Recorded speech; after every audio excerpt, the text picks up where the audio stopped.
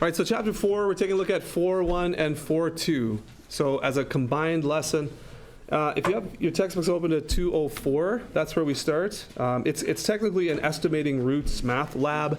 It's where they introduce notation and just kind of get you thinking about roots, square roots, cube roots, that kind of thing. So we've talked a little bit about this. What I want to do is, you see up on the board here already, I do have some definitions, some examples that I've done from previous classes. So I'm just going to kind of walk through these. I will encourage you to jot this down either on a cue sheet, cue card, or your official notes. But these are the important things that you're going to want to learn and have record of. And I've collected them from the text and from the lesson and just put them all in one spot in your notes here. So we're talking about roots and powers. Okay? When we talk about roots, we're talking about, like I mentioned, square roots, cube roots, those kind of things. So numbers that when you multiply them by themselves, like times themselves, those are roots of a power. So roots and powers are connected. Now let's start with what we call a radical. Okay? So a radical, that's R-A-D-I-C-A-L. Some of these notes are handwritten, so I'll try and decipher for you a little bit. A radical is a number that is expressed with a root sign.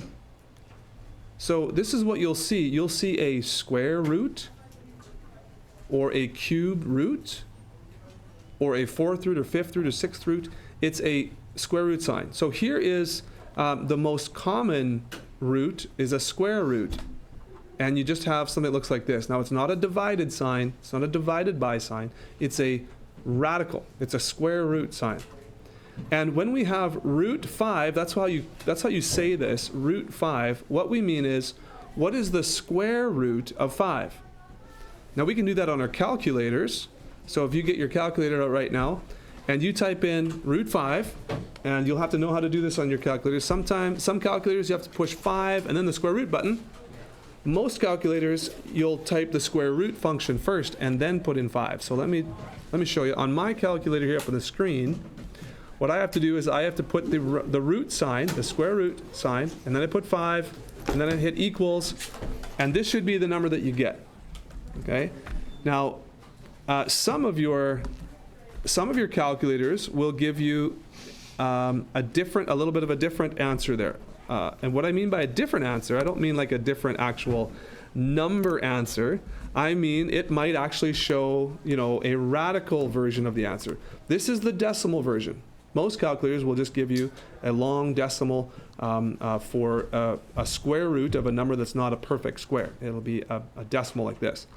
So what that means is that if you were to square 2.236067977, that big long decimal, if you were to square that, you should get exactly 5 back. So I'm going to just say answer squared, and look what happens. I get 5 back. So the square root and the squared function are opposites. Now another thing that you'll run into is something called the cubed root. Cubed root, and I think you've seen all this before, but we've never called it a radical before. So any number that has a root sign, whether it's square root, cube root, fourth root, fifth root, is called a radical. We know that now. That's a radical. This whole thing is called a radical. The cube root would look kind of like this. We would have a square root sign with another number kind of in the notch there, in the little check mark part. So we'd have another number like a 3 would be the cubed root, or cube root. Technically, I think it's cubed root, but whatever. We just say cube root, really. Okay, so the cubed root. Now, this number is called the index of the radical. This is the index of the radical. So you have the radical is the kind of the whole thing. The number in the little notch there, that's the index. And the number that's inside is the radicand. So we have the radical is the whole thing. The index is the number that indicates whether it's a square root or a cube root or a fourth root, and the radicand is the number underneath. Okay. Now notice up over here where we were before with the root 5. Okay, square root 5 over here. Notice that there's no 2 there. Because the square root is the most common root that we use, we don't have to put a 2 here. But if there was a 2 there, that would mean the same thing. So square roots do not need an actual number written as the index. This is understood to be a square root if there's no index shown. Okay? Okay. Any questions at all right now about what a radical is, or what a root sign is, or a square root or cube root? Anything we've talked about here so far that you want to ask a question about? Okay, we're good so far? All right, if another question comes up, you let me know. But here's some examples. So check this out, okay? 5 is a regular old integer. It's a regular old number. But it can be expressed as a cubed root. The cubed root of 125. This is the cubed root of the radicand 125 is equal to 5. And that's because the cubed root and cubed are opposites. So if I took 5 and I cubed it, I would get 125. That is 5 times 5 times 5, multiplied by itself 3 times.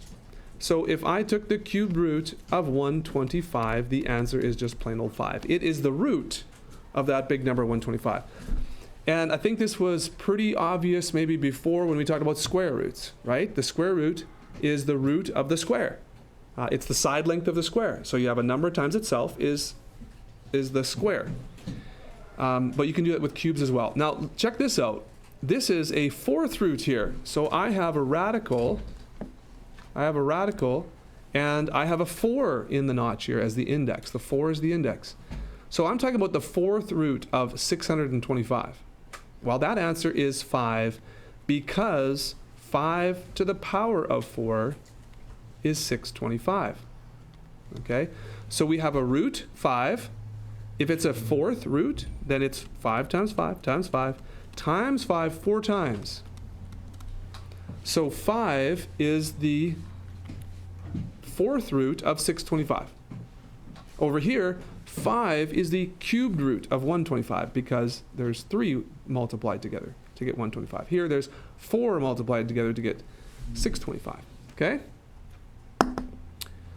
Are we is it kind of falling into place here? We're understanding this? Okay, so square roots are what we most commonly deal with now. We're dealing with cube roots and fourth roots too now.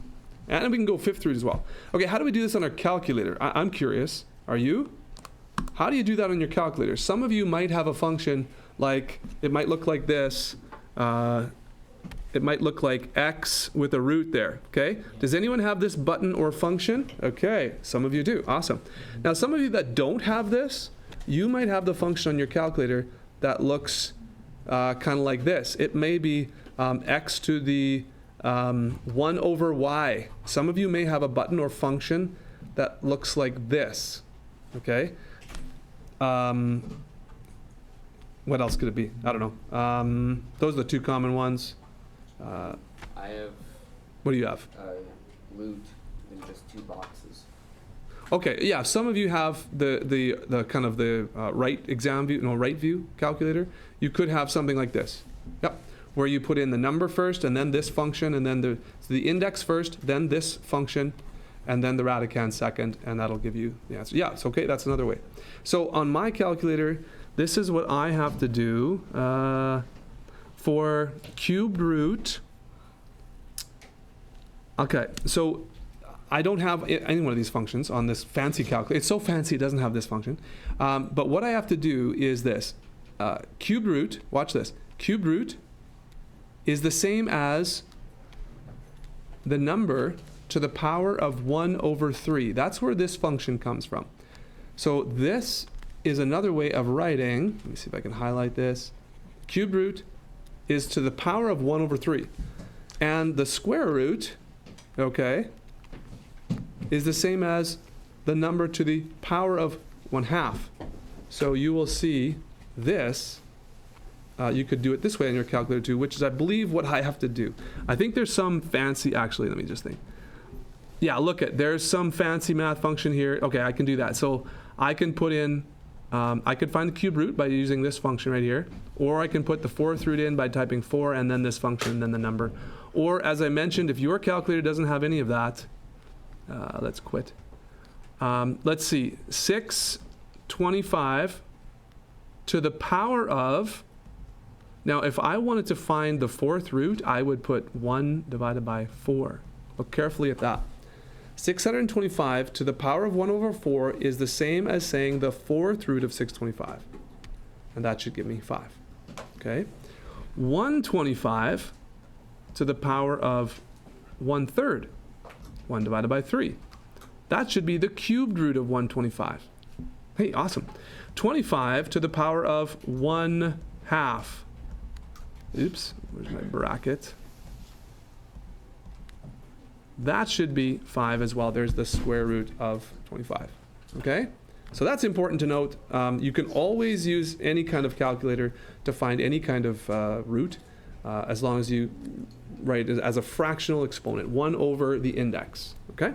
But some of your calculators may have this fancy deal here. All right, let's talk about this. One of the things that we need to understand in math, and this is, if you want to look at page 207 in your calculator, technically we're going to do some estimating here, okay, but we've already moved into 4.2 territory, okay?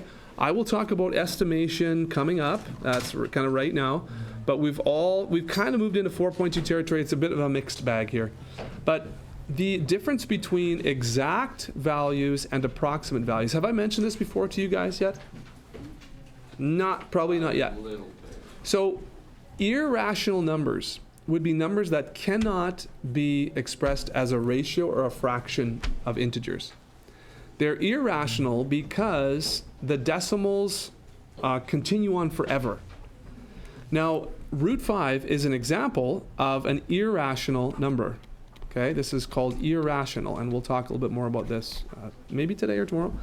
But an irrational number is a number that cannot be written as a ratio of two integers, so it can't be written as a fraction, and it looks like a decimal that goes on forever. And we actually did root 5 before. Let me just bring this back to your remembrance here. Over here, right, we calculated root 5 on the calculator, so that looked just like this.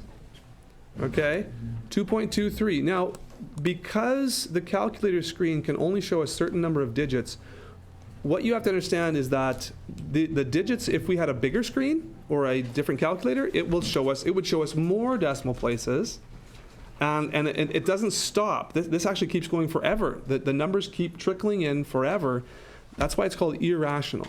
Okay, and there is no ratio, no fraction that can represent the square root of 5. Now, the exact representation of this big long decimal that goes on forever, if you wanted to write that whole decimal, this is how you would write it. Root 5. That representation represents all of the decimals there. And you're like, well, what do you mean? I don't see any of the decimals. Right, you don't see it, but root 5 is the exact value of this function. Now think about this. We have experience with this. The pi button on your calculator, that represents all of the decimals of pi. Pi is irrational. The decimal places go on forever, and the numbers keep constantly changing, right? So you heard about pi, right? Thousands and millions and billions. There's no end to the number of decimal places for pi. It's irrational. That's what irrational is. But instead of writing, 3.14, that's a real approximation of pi, right? That's a real rough approximation. If you went 3.141, that's a bit better. 3.1415, that's better. 3.14159, that's better, but it's nowhere near the exact representation of pi. So we use our pi button. That is the exact version of pi. Okay, so if you have to round the decimal at all, then that would be an approximate answer. And if we were to round this properly, this would be 2.23. If we're going to two decimal places, that 3, because the 6 is beside it, should click over to a 4, right? So 2.24 would be an approximate. 2.2361 would be a little bit more exact, but not quite good enough, right? 6, 2, 3, 6, and so on. So 0, 6, 7, 9, 7, 7. If I wrote all these, that's a pretty good representation, but it's still nowhere near exact. All right. That's why radicals are so important in calculus, honestly. We have to use radicals if we want exact numbers. And sometimes the math is so precise that we can't afford to round decimals even to like 10 decimal places. That's still not close enough. to reality. So we do have to use radicals when we can to have a real exact answer in math. So root 16, because 16 is a perfect square, the value is 4, and that is an exact value. So root 16 equals exactly 4, that's exact. There are no other decimal places to be written there. Root 27. Root 27 is not a perfect square, so the decimal looks kind of like this, and that is approximate. Okay? Now here's a tricky one. Root 16 over 81. Now because 16 and 81 are both perfect squares, this actually can be reduced to 4 over 9. So the definition of a rational number, which is an exact number, is it can be written as a ratio of two integers. So 4 over 9 is perfect. The decimal form of 4 over 9, this will be interesting, is 0.4 repeating. Okay, so that goes on forever. Now you think about this. You think, oh, because the decimal goes on forever, it must be irrational. No, actually, the decimal can go on forever, but if it repeats, then that's the indication that we have a rational number. So you're getting a little bit of a lesson on rational and irrational, exact and approximate answers. So have you heard this before? Tell me. A rational number can be written as a ratio of two integers, or the decimal form either terminates or repeats. Have you ever heard that before? Has that been something that we talked about in Math 9 or last year? Yeah. Okay, hopefully that makes a little bit of, hopefully that's ringing a bell. Okay, so a rational number can be written as a ratio of two integers, so positive 5 over negative 2 or positive negative whatever, but integers. Or the decimal either stops altogether, like 0.25, or it has repeated parts of a decimal that seems to go on forever, like 0.12, 1, 2, 1, 2, 1, 2, 1, 2, 1, 2, 1, 2, 1, 2. If that 1, 2 repeats, that's a rational number. Okay. So on your calculator, we're going to examine some of these. So 0.64, what do you think about 0.64? Do you think 0.64 is going to be, what am I doing here? Do you think 0.64 is going to be rational or irrational? Is it going to be exact or approximate, this one? What do you think? It's going to be a rational exact. Oh, goodness. Come on, Pi. Get out of there now. Because 64 is... Okay, so you think that's going to be rational. Let's see what the decimal says. Oh, 0.8. And look, there's no other decimal places after 0.8. So that is a terminating decimal. So it is rational. And it is exact. Very good. Now, question about this one. What about, because you said 64 is a perfect square. I like that. But what about this one? 0.121.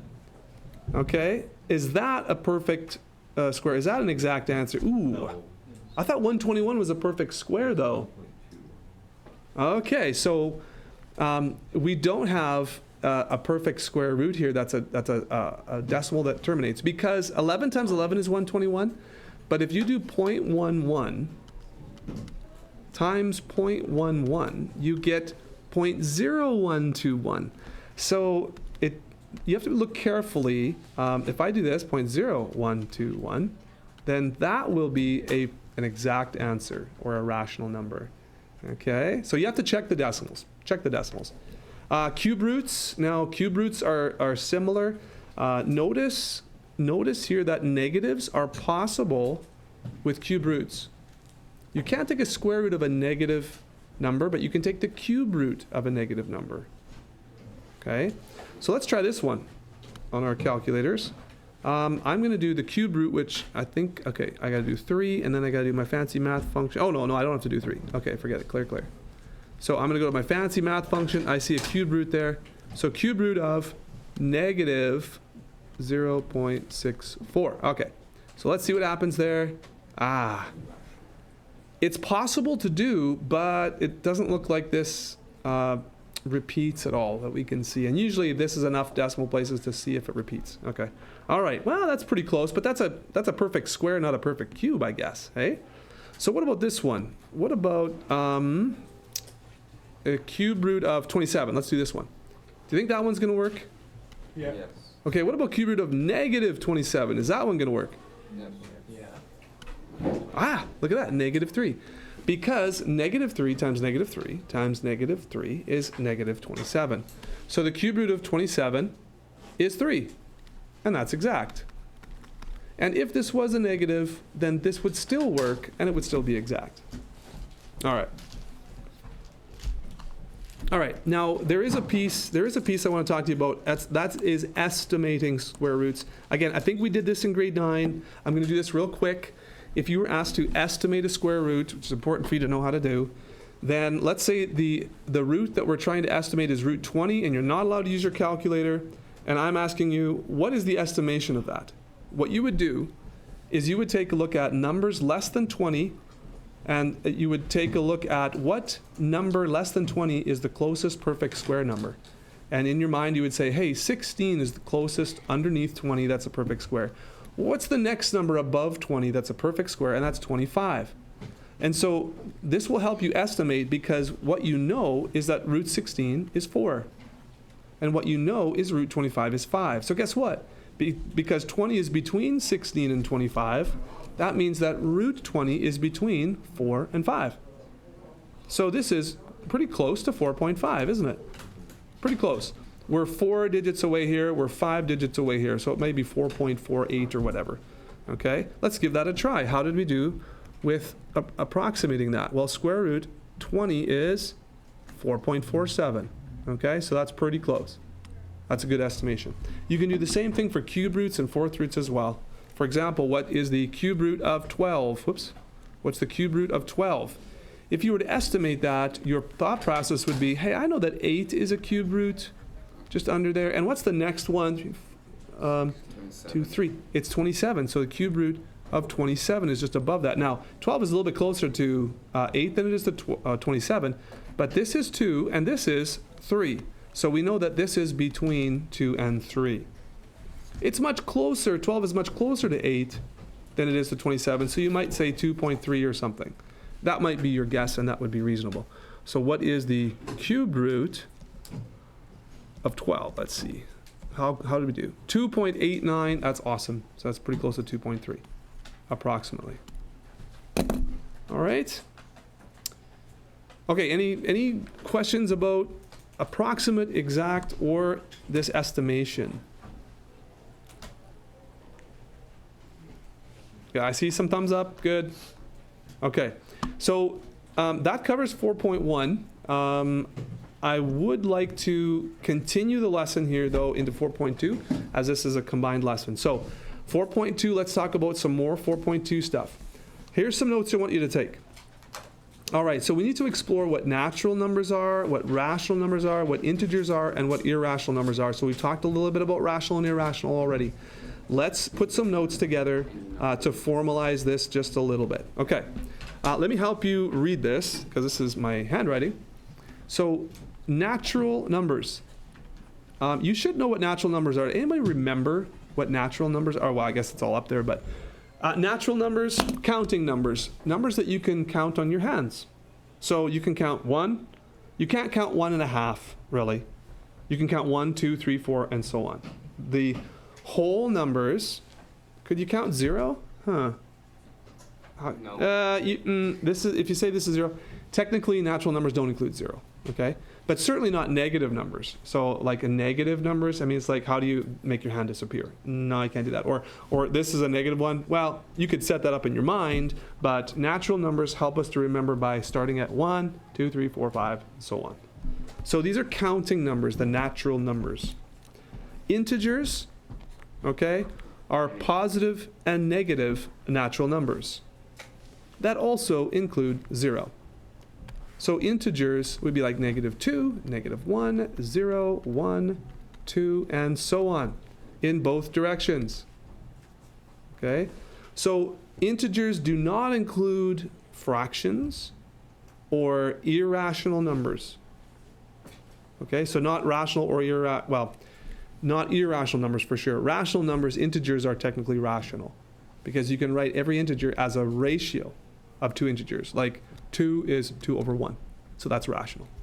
But integers are just positive and negative whole numbers. Now, whole numbers, I maybe should have done that first, but whole numbers, highlight, hello. Oh, my computer's slowing down here, it's not good. Make crashola on me. Whole numbers are natural numbers plus 0. Okay? Natural numbers and 0. Those are whole numbers. And I think of whole, the other word for whole, like, hey, there's a hole. A hole is round. 0. Whole numbers have 0 as well. That's the way I remember it. Okay? So these are important to know as we talk and as you're asked questions, important to know what those are. So let's talk about rational numbers again. So formally, rational numbers, okay, can be expressed as a ratio of integers. Okay? Ratio of integers. So integers are both positive and negative, and a ratio is like a fraction. So 2/3 is an example of a rational number. It's not an integer, it's a rational number. -5 is a rational number because that could be written as -5/1. Both integers. Okay? What's a non-example? What's a non-example of a rational number? Give me one. Just shout it out. Anybody? Root 12, right? Root 12. Perfect. This is not a perfect square, so that would be an irrational number. Okay? And anything else that can't be expressed as a ratio of two integers. If you have some kind of decimal that, something that goes on forever, doesn't repeat, that is irrational. Okay? Another thing to note, when you're checking numbers, fractions, and you're wanting to know if they're rational or irrational, because that's the real trick. How do you know? We talked about this already. Rational numbers have decimals that either terminate, that means they stop. There's a list of them that stops, like 5.1. If it stops there, that's a rational number. Or there's sections of them that repeat. And two examples of rational numbers that have decimals that look like this would be 8/9. If you do that on your calculator, you should get 0.8888, repeating, never stops. Okay? This is 0.8 repeating. That is a repeat, so it's rational. As we can see, it's rational. This one, 327/999, I believe is 0.327, 327, 327, and so on. That repeats as well.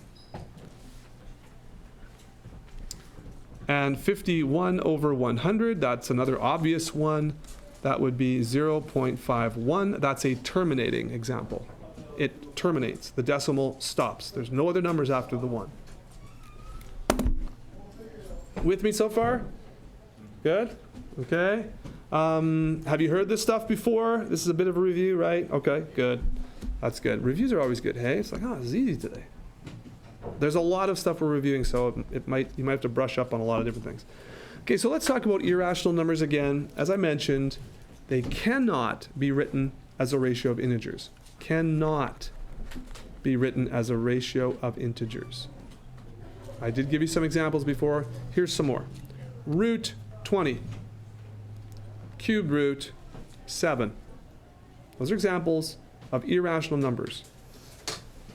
Those decimals, the decimal forms, okay, do not repeat or terminate. Do not repeat or terminate. And that's going to be the easiest way to check to see if they're rational. Check out what the decimal is. So you're going to be doing that on your calculator. Square root 20, you look at the decimal. Cube root 7, look at the decimal.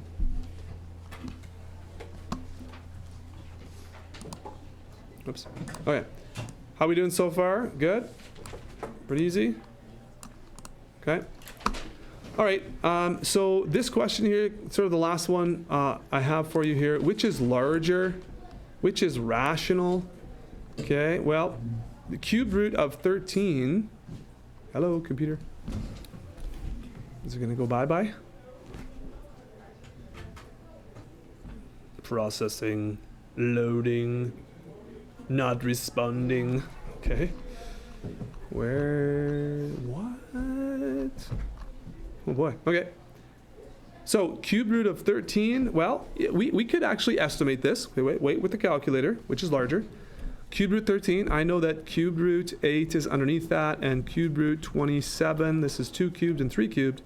So it's got to be between 2 and 3, right?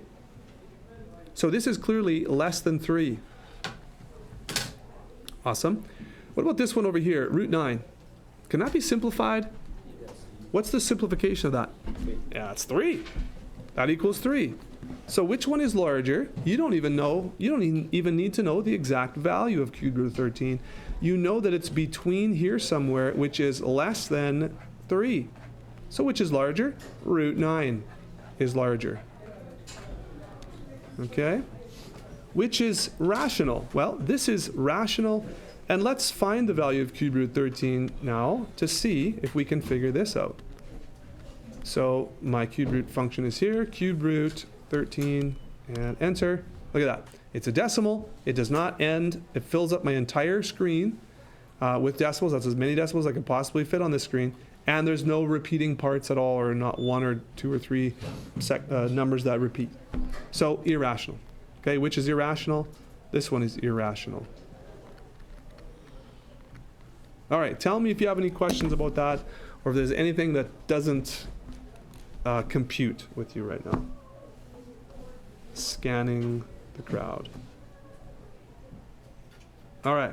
Okay, out of 10, sorry, let's just do 5. Out of 5, how confident are you with the stuff we've talked about today? 5 is like, yes, this is really easy. I could do a quiz right now. You won't have to, but I could do a quiz right now and get 100. And then 1 is like, sorry, I've been tuning out the last hour. I have no idea what planet I'm on, okay? Actually, that would be 0. If you don't know what planet you're on, that's 0. So I'm seeing a lot of fingers, a lot of 4s, a lot of 5s over here.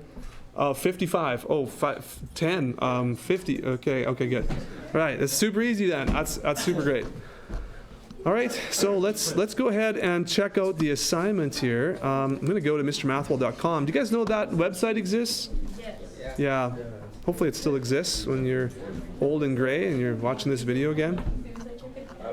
How many of you plan to watch this video when you're old and gray? Put up your hand. No? Okay. What chapter are we on? Four. Okay. 50 years to watch.